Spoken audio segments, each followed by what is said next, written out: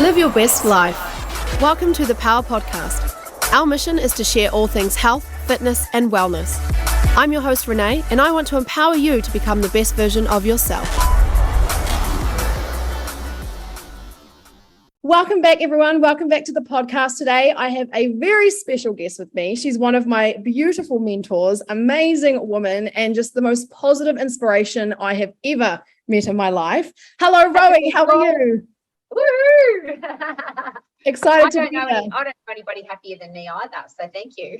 Oh, you are honestly the happiest person on earth, and I love it. Well, if people say that it's not possible to be happy all the time, but it actually is, even physiologically. If you've got happy drugs pumping in your brain, you actually can't be unhappy. So that's a big bonus for people who exercise. Absolutely. And that's what we're going to have a really awesome discussion about today. And that is talking about how movement and how important movement is for our lives every day to help us with our mental health, because mental health seems to be a real common issue at the moment out there with everyone. And that's something I personally, it makes my heart break seeing all these people suffer with mental health when there is so much that we can do to help them. It's just about giving people the right information and encouraging them to do the right things to help them with their mental health. And Rowie has just got so much amazing information to share with us about that. And the first thing I want to ask you, Rowie, is overall, and this is quite a broad question, but what would you say the most important thing we should be doing to make sure that we are looking after our mental health?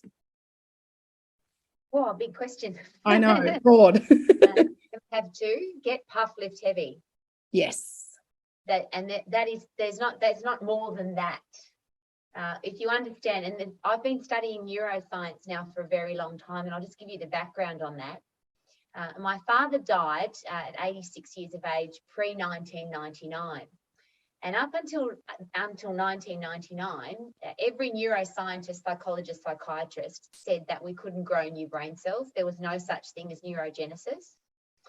But as an exercise professional, and I've been doing that all of my life, when they told me that my father had Alzheimer's, I just said, well, let's grow his brain back. Like, let's get rid of the old garbage and let's grow it back. And they said, no, that's not possible. There's no such thing as neurogenesis. But that didn't make sense to me, because we regrow our skin and we regrow every cell in our body. Why can't we regrow our brain cells? Anyway, of course, in 1999, they discovered neurogenesis. And yes, you can replace the crappy old brain cells with new ones. There's neuroplasticity, which is changing the way you think. You can rearrange your brain. And the only two things that do that really effectively is getting puffed and lifting heavy. Yes. Like, as an exercise professional, that's got to give you goosebumps and make your heart race. It does. It makes me feel happy, because it means that I personally know that what I'm doing to help my clients is helping them not only with their physiological body, but with their mental health, their mindset, and putting them in a better mood. And I've never heard one person say, oh, I regretted that workout. Everyone always leaves the studio or leaves their session feeling so energized and excited. And why is this? Why is it that people feel like this after they exercise? Well, what's beautiful about that is you can't control that. You can't stop it. If you said, I want to exercise and feel crappy afterwards, you actually can't do that. No. Because physiologically, and this is what I find so exciting. We've all heard of the fight and flight response. We seem to, it's some of those things that we might have learned it in biology at school, or we talked about cavemen in history. But as a human body, we haven't evolved from the caveman. Our body's designed to survive. Yes. So when we're under threat, when we're under pressure, when we're stressed, our body goes into fight and flight mode, which simply means I've got to get the hell out of there. I've got to turn and fight. The body's designed to do that. And I get really excited about this, because the body's designed to survive. We're not meant to die. We're meant to survive. So what happens when you put your body under threat, under stress? Your body produces all the chemicals, and particularly for women, this is so exciting. And I'm an old woman, and I say that very, very passionately, because I always thought that as an old woman, and I'm way postmenopausal, I thought that menopause was going to be a challenge, and I thought that being a woman was going to be a challenge, because when you're 15 years of age, everyone says it's going to be the wrong time of the month, and having a baby is going to be terrible, and you're going to put on weight and you won't be able to lose it. And when you're 50 and you go through menopause, you're going to get fat and get hot flushes and all of that stuff. Well, that's all true if you don't have a fit, strong body. Yes. And all of that's controlled by your endocrine system, your hormonal system, as you know. So when you're in the fight and flight mode, your body produces, and these are really important chemicals that I think We don't talk about them enough. Epinephrine and adrenaline are the two things that get us the hell out of there and help us fight. Yes. One obviously produced from the adrenal gland, one from the brain. But those two, the response to that is I'm under threat, so I've got to get the hell out of there. But then your body comes back to homeostasis, which is what the hormonal system's designed to do.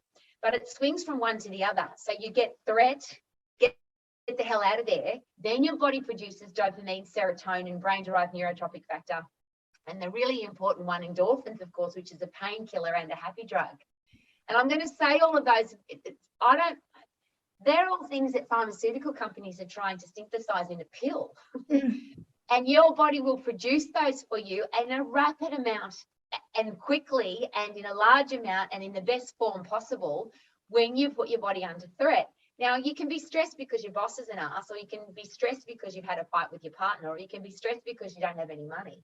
But when you put your body under stress from exercise, you produce epinephrine and adrenaline and brain-derived neurotropic factor and oxytocin if you exercise with other people, all those beautiful things. Then your body produces serotonin, dopamine, oxytocin, brain-derived neurotropic factor.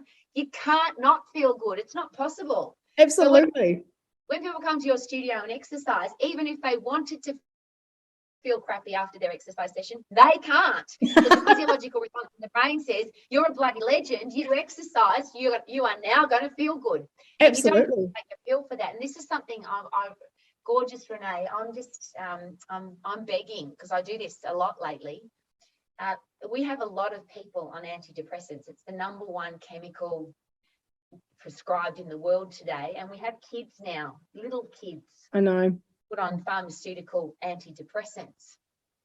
But all an antidepressant is serotonin, dopamine. They're trying to even out all of those things in your brain. Well, exercise does that. But here's the important thing. If you look at the side effects of taking a pharmaceutical antidepressant, it's scary shit. absolutely. It is scary shit. It's really scary. If you look at the side effects of getting puffed and lifting heavy, you get great hair, great skin, great nails, you look good, you feel good, your body fights germs, bugs, viruses, and diseases, you burn fat fast, calories fast, sugar fast, you feel bloody great. Yes. The side effects of this exercise drug is amazing. And that's, I just share this with such passion and enthusiasm. The top medical professionals, the ones that really want to help people to be healthy and prevent people getting sick, will all say this: exercise is medicine and medicine is exercise. Oh, if you don't want to get sick, bloody take medicine, which is exercise. And if you are sick and you want to get better, bloody take the medicine of exercise, because it's the best medicine for every disease. So do I sound passionate enough for you? Yes, I love it. You're getting me all excited, because I read this thing the other day. The antidepressant, like, pharmaceutical company is $1 billion industry. Nah, it's more than that. What is that saying? You know, Yeah. why is this just because it's the easy way out for doctors to just, not all doctors, but why are they just prescribing people with these pills? I'm going to tell you a funny story about that. And I've got to be careful, because it's a politically incorrect. Talking about pharmaceutical drugs is politically incorrect. Oh, it happened to me. So this is a true story. So I'm going to tell you the story. I was on the pill, and I went to the doctor to get a prescription for my pill. I was at the Gold Coast, and he said to me, "You're one of the happiest people I know," which is nice coming from your GP. Yeah. And the only time that I've ever been to the doctor in my life is to get a pill prescription, because I just don't believe in being sick, because when you've got a healthy, fit, strong body and a strong immune system, you fight sickness as well. You do. Anyway, so he said, "You're the happiest person I know." And he handed me a tray of Prozac, antidepressant. I said, what's this? And he said, "This stuff," this is his quote. He said, "This shit works really good for miserable people, but it's bloody amazing for really happy people." He gave it to me like it was cocaine. I said, "Mate, your drawer. I'm not interested in that." I'm just sharing that with you, because that's how easily that stuff is being handed out. It is, yeah. Next interesting story, I spoke with a group of GPs in Palmerston North in New Zealand, and they were sharing with me that people come into their office demanding a Zoloft or Prozac or whatever the drug they prefer. And if the GP doesn't give it to them, they just go to another GP. Oh. That's And how bad this has become. And I'm living my entire life like you are, aiming to stop that. I want yes, people to be healthy, fit and strong mentally and physically. We can have a strong, as I believe my father could have lived to 150. And again, another quick story. The longevity experts are saying that too. They're saying we could live to 150, 60, 70 easy. wow. How And cool. yes, because brain-derived neurotrophic factor, the fertilizer for your brain, is produced at the most rapid rate in the most largest amount when you get puffed and when you lift heavy. So brain-derived neurotrophic factor helps you grow new brain cells and produces serotonin and dopamine. So exercise not only makes you feel good, but produces the fertilizer that keeps making you feel good. Is there anything more exciting than that? I reckon it makes me so happy to hear that. Exercise for me is like, people always say to me, Renee, how have you got so much energy? You know, like it's nearly 8 o'clock on a Monday night. And I'm like, I'm so energized because I exercise. I lift heavy, I get puffed, and I have a good time doing it. But I'm also inspiring other people to do the same thing. Why wouldn't I be up all night doing that? Why wouldn't I be happy to, And unlike me, you have children. Oh, yes. People often say to me, oh, Rowie, it's easy for you because you don't have any kids. Well, interestingly, I have students in 19 countries around the world at the moment, and I treat them all as if they are my children.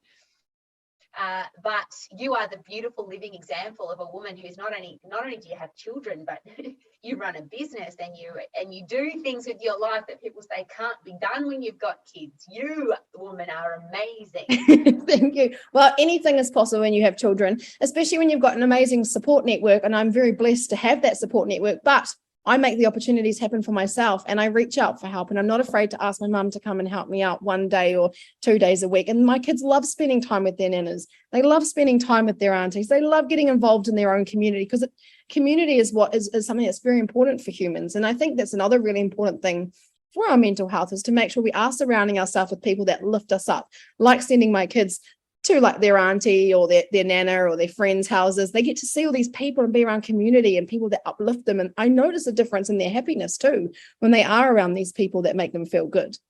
Let's go a little bit. That's something even more important because of the career path that you have chosen. If you are not feeling good and you invest time with positive people who force you to think positively, and even my teddy's falling over.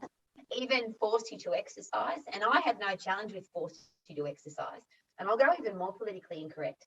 The government in almost every country in the world over the last couple of years has aimed to force people to take a medication. Mm-hmm. Imagine if they'd force people to exercise. Imagine. How much better would this world be? Imagine if somebody rocked up at your house and said, I'm the government person and you have to have this injection of medicine. And this injection of medicine is going to make you feel good and keep your immune system strong and make you tough and resilient so that you can handle anything that comes into your life. And that's the medicine of exercise. Yes. Imagine if you had to. And we could say, oh, that's ridiculous and everybody's got freedom of choice. But we've lived in a world for the last couple of years where we didn't have freedom of choice. The government said, you have to. Yes. Wouldn't it be nice if they chose a different have to? I would love that. I would love if there was a different have to. I would love if everyone was assigned a personal trainer. Every household was assigned a personal trainer to help them get healthy, fit and strong, to keep them out of the doctor's surgeries, to keep them out of the hospitals, to take pressure off the overworked nurses who are stressed and working 30 hours a day when there's not even 30 hours in a day. Let's and I will put a very positive spin on that, but also a challenge. Because I spend so much time with medical professionals, top level medical professionals, so oncologists, psychologists, cardiologists, brain surgeons, the whole lot. And that the people that who became doctors because they really want people to be healthy, they waste 80% of their time on preventable disease. Yes. And I'll say waste their time.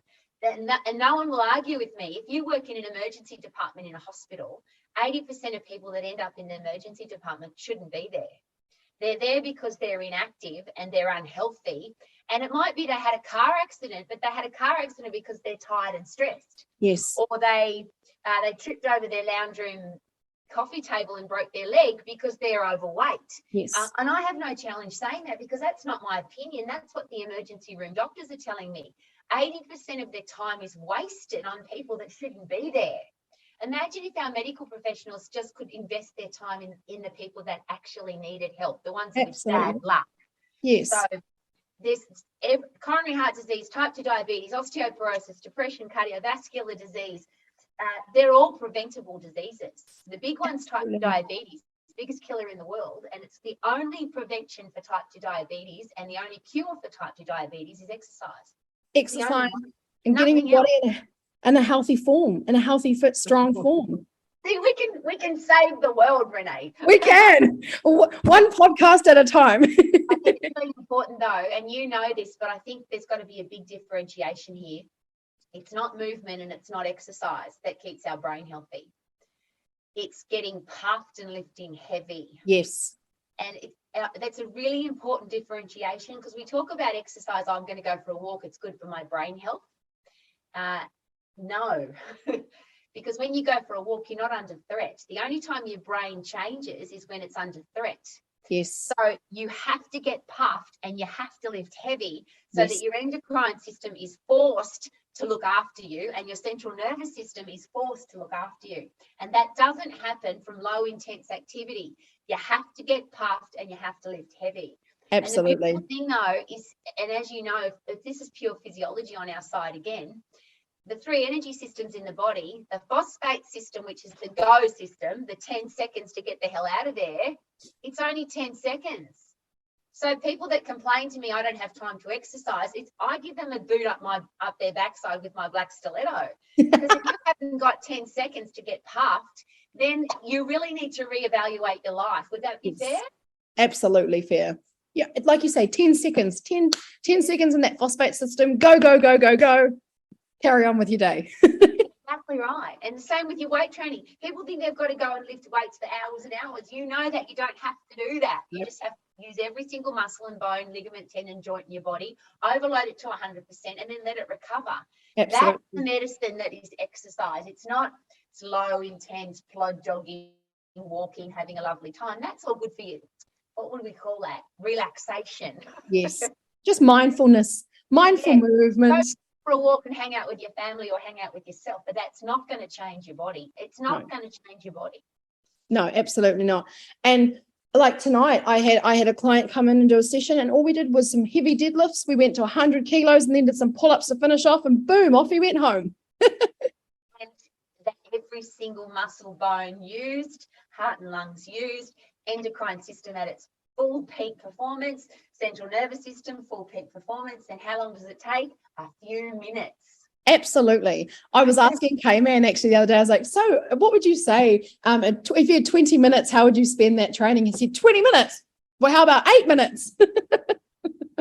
And I've got a new terminology for you. With the word, I don't even know where the word deadlift came from, but it's kind of a negative statement, and you know that I'm the ultimate positive person. Absolutely. So I call them alive lifts. Yes. I love that. Stay alive. If you had to pick one exercise to stay alive and be fit and strong for the rest of your life, you would do a live lift. Absolutely. Off the floor that's really heavy, and you'd put it back down again. That's the ultimate exercise. So it keeps you alive. It does. And I love that terminology. Maybe we need to start calling them alive lifts here in the studio. Thank you. Keep people alive. Because the day you stop exercising is the day you sentence yourself to die, really, isn't it? Interesting, again, because I'm studying every single day how the human body works. Everything that we do to ourselves disease-wise comes from being unfit and weak. Yes. Everything develops from that. Absolutely. So if you are fit and you are strong, then everything else is pretty much sorted. Absolutely. And talking to women, and we're both women and we deal with a lot of women every day, one of the things that a lot of women are really scared of is cancer. Yeah. And all the forms that it comes in for women. But interestingly, and Wayne has a really good friend, we call him Isaac Newton. His name's Professor Robert Newton. And he was he's an exercise physiologist, but his father died of cancer. and he watched his father just waste away, and he said, this is wrong. I want to do something about this. And he's really strong on this. Even if you get diagnosed with cancer, the very first thing you need to do is call Renee and go and have a training session. Start lifting some weights with me. And say, because if you're fit and strong, you can fight cancer more effectively. Yes. You can have higher doses of chemotherapy. The cancer's less likely to be with you for as long, and it's less likely to come back. Absolutely. In the prevention, if you're fit and strong, 80% of cancers are preventable if you're fit and strong. So this thing where we're so scared of all these horrible diseases, we bloody should be if we're weak and unfit. But if you're really fit and strong, there's no reason to be scared, because your body will either not get sick, or if it does, it'll fight it more effectively. Of course it will. Absolutely. I mean, unfortunately for me, I managed to catch the spicy flu a couple of months ago, and I felt okay. Like, I was fine. I was okay. And I just carried on. It was weird. It felt weird, but I knew that I would come back to the gym and I'd get back into my exercise routine. And I did. And I'm still lifting my heavy weights, and I'm still moving my body, and I haven't let the spicy flu stop me from exercising altogether. I'm not all of a sudden scared of movement, because some people are getting scared of movement again after the spicy flu. But it's so important to get back into exercise, because if you're going to fight off these diseases that are going to keep swarming our environment, because our population is growing, we need to keep moving to prevent these things from happening. Interestingly, and again, I've got it politically correct, and you can say whatever you like, Rowie, on this podcast. Physiologically correct, often two different things now. How the human body works is sometimes now not politically correct. Which doesn't make any sense, because physiology and anatomy and physiology are pretty much set sciences. Exactly. So, and that's why I'm so proud of you, because you're always learning and always updating your knowledge. And that's a really important thing about being a professional person. But let's have a look at something like osteoporosis for women. It's a killer disease for a lot of women. Yes. Most women that get diagnosed with advanced osteoporosis are dead within 12 months. That's, again, not a number I've pulled out of my ass. That's just a fact. Yeah. They don't have osteoporosis. They just die because their life is over. And I often share that story. My father died of Alzheimer's. My mother was diagnosed with advanced osteoporosis, and they gave her a walking frame and ordered her a wheelchair. And we threw the walking frame away and got her to do heavy strength training and built her bones back. Wow. At 74, she had advanced osteoporosis, and at 80 years of age, she had slight osteopenia, which is what most women have if they're dieted. That's a disease that you just don't have to have, because when you lift heavy, when you punch, when you put your body under pressure, your bones don't waste away. Absolutely. This is what you can do for your own. If you love you, and you love your family, and you love the people in your life, there's no reason for them to get sick. There's no reason for them to waste away. So with osteoporosis, for example, if you lie down for a week in a hospital bed, you can lose up to, you ready for this? Up to 1 year of bone mineral density in 1 week. 1 week. Now, that's not a number I've pulled out of my backside. That's a bone mineral density test done at the start of a week, and the bone mineral density test done at the end of the week, and you lose up to a year just by doing nothing. Now, that's just bone mineral density. What about muscles? Yeah. As you know, if you lie flat on your back for a week, how do you feel at the end of the week? You don't have a stack of energy, because your muscles have wasted away. Absolutely. So thinking about, I love that you call it the spicy flu. I call it the runny nose. If you've got a runny nose, spicy flu, and you don't move, your body will waste away. And if your body wastes away, remember, your immune system is built inside your bones. So if your bones are wasting away, your immune system's automatically wasting away. Absolutely. And I think that's really scary. Now, I'm not telling people to exercise when they're sick. I would never tell people to do anything, because humans can do whatever they bloody well want. Yeah. I'll say that again. Humans can do whatever they bloody well want. So if the doctor tells me, Rowie, you shouldn't exercise because you're injured, or Rowie, you shouldn't exercise because you're sick, I can do whatever I bloody well want. And I choose to stay active. And I'll share again, I don't get sick. And when I get injured, I recover really quickly. And this whole chat today was about feeling good, about having a head a healthy brain, yeah? Exactly. And you can't have a healthy brain if you don't get puffed and you don't lift heavy. Exactly. Happy chemicals into your brain. So if you don't exercise for a week, you haven't put happy chemicals into your brain for a week. People say to me, Rowie, how often should I exercise? And my answer is always the same. Every day. How often do you want to feel good? If you only want to feel good 3 times a week, you should only exercise 3 times a week. Good call. Me, I do 4 puffs an hour. I want to feel good all the time. People say, Rowie, how can you be happy all the time? Because I pump my brain full of happy drugs every 15 minutes. I love that. Movement. 4 puffs an hour. I love that. And all I'm asking is for you and for the beautiful women that have been attracted into your circle of influence is we hear this a lot lately, trust the science. Well, learn your bloody science and learn it for yourself. Yes, absolutely. If you understand anatomy and physiology, and anatomy is the body systems. What are they? Physiology, how do they work?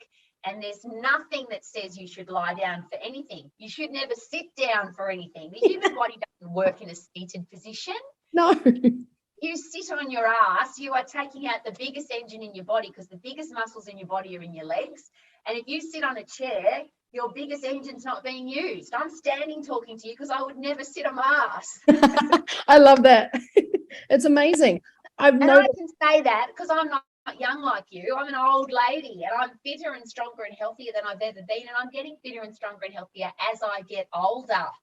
And that's because you are just consistent your whole life. You don't do any, you're not training for 6 weeks. You're not training for 8 weeks. You're training for life. This is really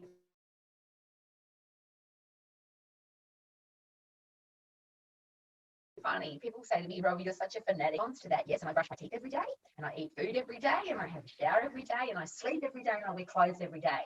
And if I had to choose between any of those, so somebody said you have to choose between eating and exercise, I would choose exercise.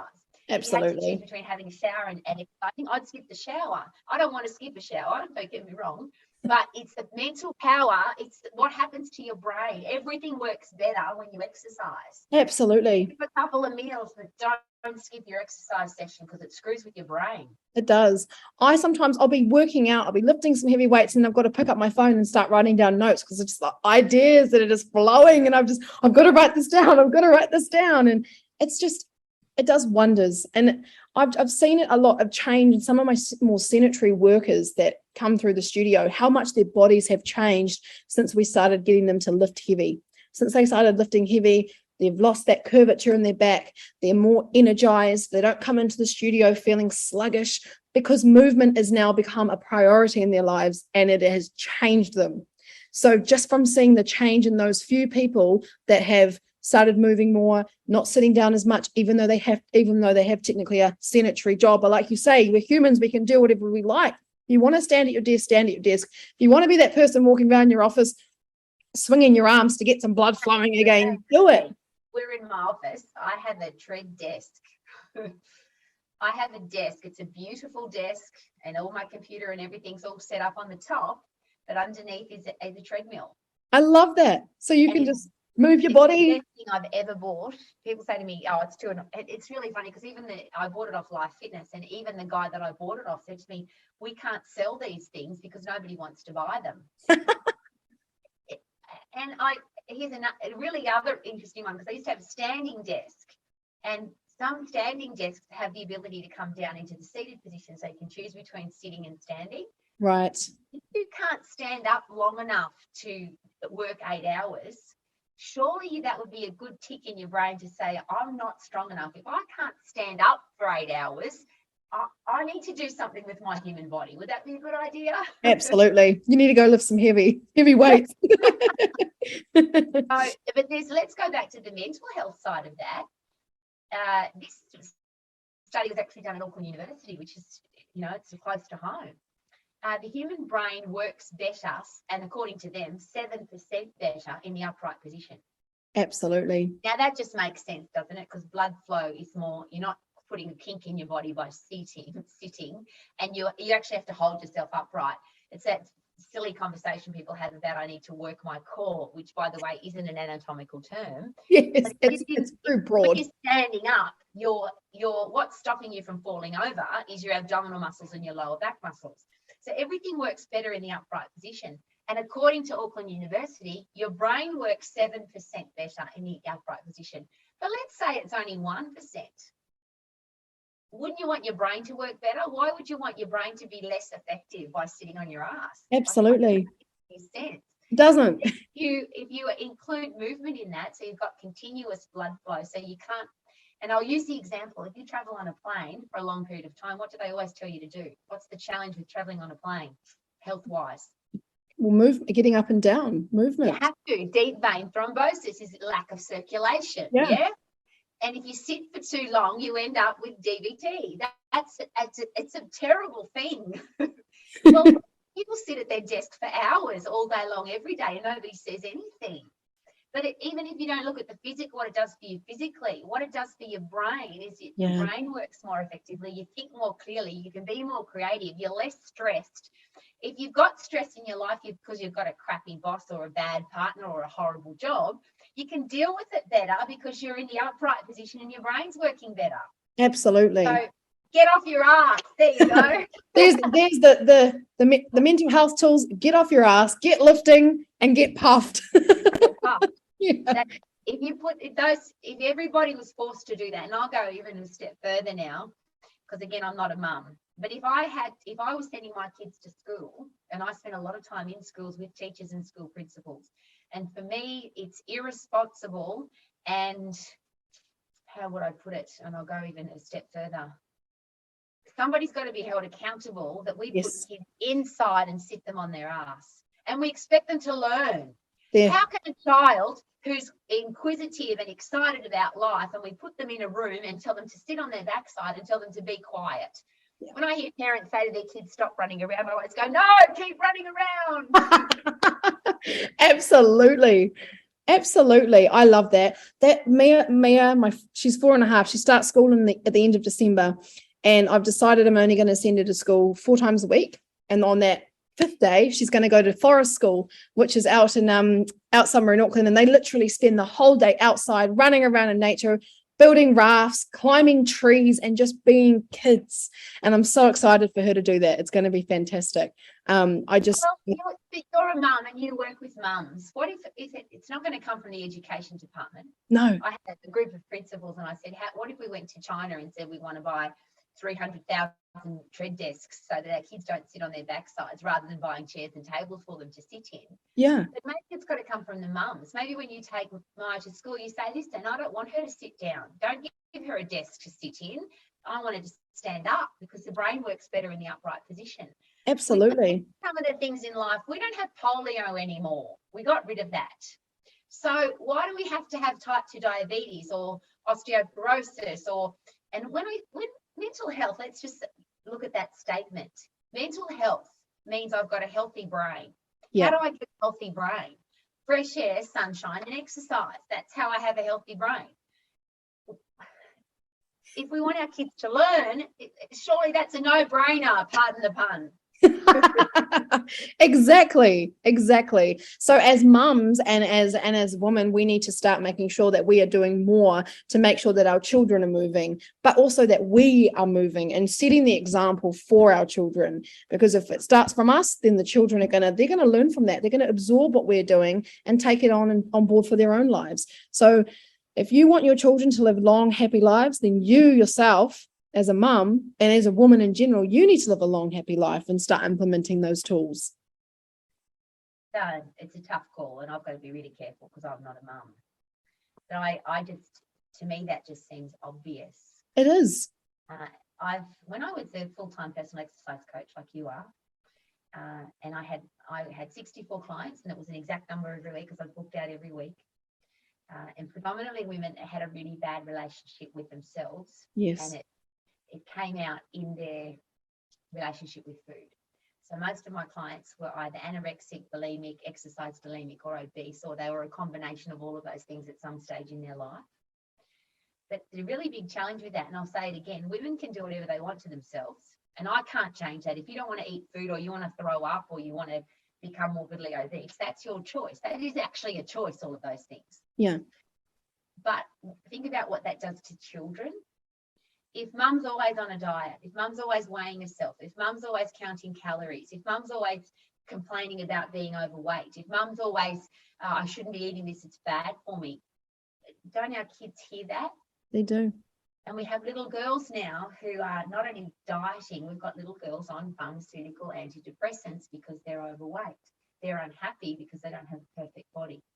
This is, surely as adults, we have a responsibility that our kids shouldn't have to live their life like that. And this is my scary one. We live in a world now where being overweight and being mentally unhealthy has become normal because more than 50% of people are.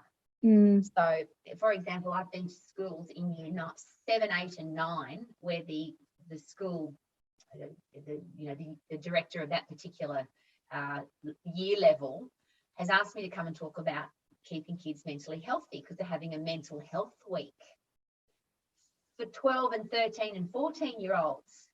So I was asked, why do we need to have a mental health week for children? And the answer is that, Rowie, because half of our kids are on antidepressants. And again, that's not politically incorrect. That's just what teachers have shared with me. Yeah. We need to talk to, but then the reverse of that, so are the teachers. Half of the teachers are taking antidepressants as well. That's got to change. That has got to change. Yeah. And I'll share it again. When you have a look at the side effects of taking an antidepressant, the biggest one, and this is, if you've ever traveled to America, this is very obvious because in America, when you watch a pharmaceutical ad on television, and they're almost every ad break, ad break pharmaceutical, the number one side effect of taking an antidepressant is suicidal tendencies. What's the biggest thing that's happened to kids in New Zealand, let alone anywhere else in the world? Our suicide rates and our kids trying to commit suicide has gone through the roof. Is that because we've put them on pharmaceuticals? I'm just going to keep asking those questions because somebody's got a bloody answer for it, I think. Yeah, exactly. Well, yeah. It blows me away that children are on antidepressants. And as a mother, I would never allow a doctor to prescribe that to my child, ever. Well, please be the influencer in your life, and that's what your podcast is all about. Absolutely. I agree. This is about being a responsible adult, that our kids grow up in a world where being healthy and happy and fit and strong is normal, and it isn't normal anymore. Half of our kids are overweight and half of them are on antidepressants. Now that's a very general number, but if you talk to your GP, any GP, and particularly if you have a look at places like South Auckland, you're now looking at some really serious challenges. And that's what I'm on the planet for. That's what I'm talking to you tonight all about. Yeah. If I can get one mum to go to the school and say, why is my child sitting on its bum in school and it should be standing up, then we've had a really great night tonight. If I have one mother who the doctor says, oh, your child's unhappy or your child's got some kind of, and they just label them off with a whole heap of brain challenges. And you know that none of those brain challenges, you can't blood test the brain. So you don't actually know that your child's got any of those things that they label them with. They just go, oh, your child must take this pill. No. Cut the madness, people. No, I agree. Well, Rowie, you've made me feel so inspired about changing people's perspective as best I can and in the most positive light about what we can actually do to prevent any pharmaceutical for our mental health. And that is to move more, lift heavy, and get puffed, everyone. So Rowie, honestly, thank you so much for spending your evening with me here on the podcast tonight. And I would just like to ask you if there's... This is what I do every day. This is what you do every day. And this is now a really nice connection. But here's the thing, you and I can talk, and that's just gas coming out of our mouth. Absolutely. It's irrelevant. What's important is that we're living it. And you are a living, breathing example of a mum who works her backside off. You've got a stack of energy, you're always positive, and you're helping other people to do the same. And that's, when you're as old as I am, that's my driving force every day. I want to be the living, breathing example that you don't have to be postmenopausal and be overweight and grumpy. You don't have to be 80, 90, 100 years of age and be an old person. No. And I'll just finish off with my last story. And you'll research this guy and maybe he'll come and talk on your podcast. Oh, I might have to give him a call. Yeah, there's a professor at Harvard University. So that sounds impressive straight up, doesn't it?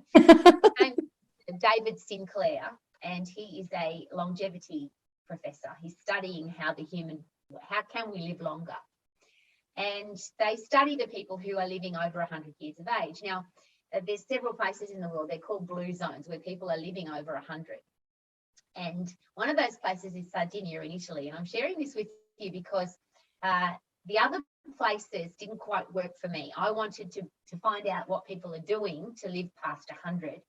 But Okinawa in Japan, Japanese food's a little bit weird, and people go, I can't eat weird food. Seventh-day Adventist is the second blue group, and I was brought up as a Seventh-day Adventist, but they're predominantly vegan vegetarians, and they do some weird stuff. So that I didn't want to look at that. But Italian food and Italian passion and Italian everything, I wanted to go see that. So Camden and I went to Sardinia in Italy, which is an island off the coast of Italy, as you know, and we looked for the people who are over 100. And I want to share this with you because David Sinclair, who's the expert in longevity, he's studying this too. Why are these people living so long? Yeah.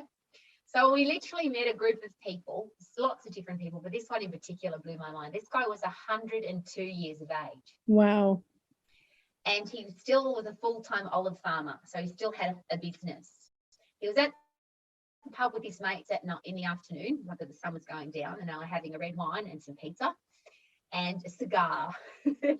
I love that. Just shooting the breeze. And I don't speak Italian and he didn't speak English, but there was a guy in the pub that was, he could speak all three, and he came over and he said, I'll translate for you.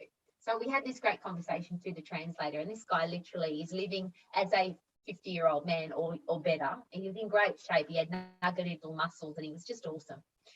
And this is the funny part. At the end of the conversation, he says to the translator, tell that lady she's very pretty, but I'm going home to make love to my wife. And he's 102. Good on him. Good on him. What's that saying?